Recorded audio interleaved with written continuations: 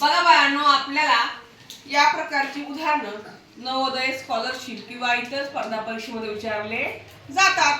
काय विचारले बघा, 1824 तर 1300 खालीलपैकी 4 संख्यांची कोणाशी नातं आहे.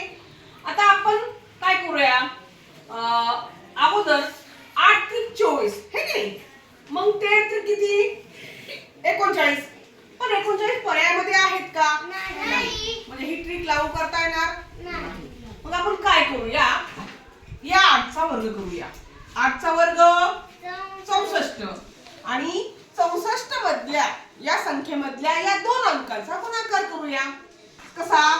6 गुणिले 4 6 चोक 24 म्हणजे 8 24 बरोबर संबंध आला का? आला. तसं आपण 13चं करून पाहूया. 13चा वर्ग 169. आता 169 मधल्या या 3 अंकी संख्या मधल्या तिघांचा गुणाकार करूया. कसा? 1 गुणिले 6 गुणिले 9. आता 1 गुणिले 6 6 6 9 54.